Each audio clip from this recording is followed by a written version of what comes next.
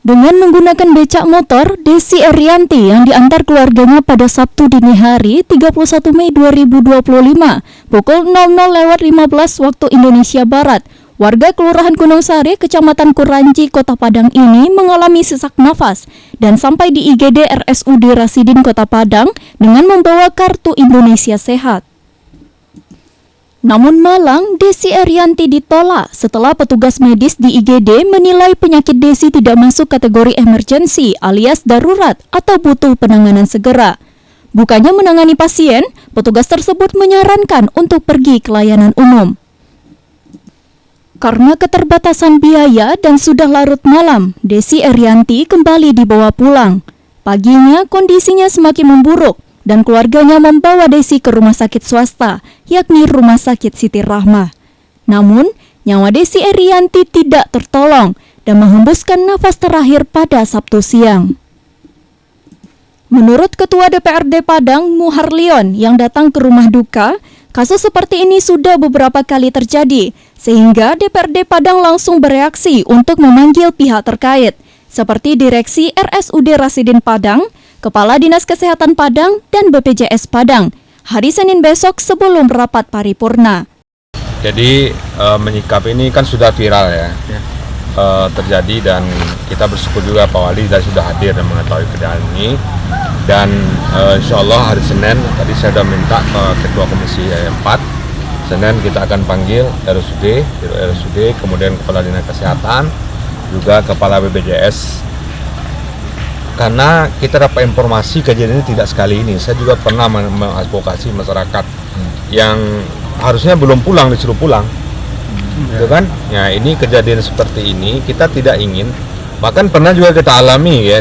Makanya kita ingin memperjelas ya persoalan ini ke depan, dan kasus-kasus seperti ini jangan terulang lagi gitu. Harapan kita begitu. Jenazah Desi Erianti masih disemayamkan di rumah duka di Kelurahan Gunung Sari, Kecamatan Kuranji. Sesuai rencana, jenazah Desi Erianti akan dimakamkan Minggu siang di pemakaman TPU Air Dingin. Kakak ini kan sakit ketika terjadi insiden malam penolakan itu kan, beliau ini dibawa ke RSUD sekitar pukul 12 lebih. Saat dibawa ke RSUD itu, beliau mendapat setelah diperiksa dan kata pihak yang menjaga tersebut, menjaga rumah sakit, katanya tidak masuk dalam kategori emergensi sehingga dipulangkan.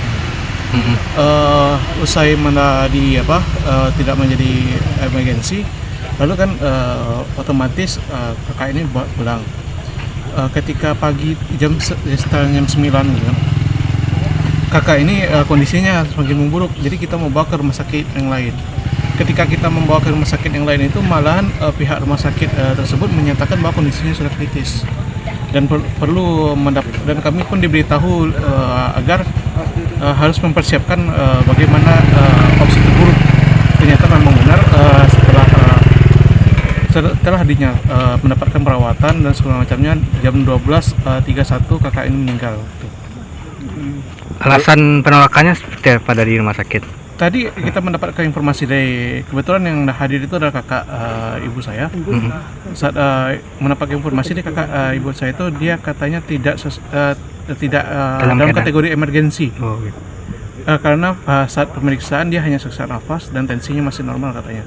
Padahal pas dibawa itu, seingat saya, itu perlu dibantu untuk masuk ke dalam mobil gitu. Dan kondisinya sudah memang sudah susah gitu. Dan kita pun seperti yang kita tahu, seperti video yang viral di masyarakat, seperti itulah kondisi kakak saya setelah mendapat penolakan dari RSUD. Dan kenapa kita menunggu pagi? Karena sesuai arahan dari pihak rumah sakit RSUD waktu itu, mengatakan kepada pihak keluarga yang datang untuk agar kakak saya ini mengambil surat rujukan di Vaskes 1 atau klinik. Karena menunggu momen itu juga, kakak saya semakin drop dan akhirnya meninggal gitu. Syawaludin, Padang TV.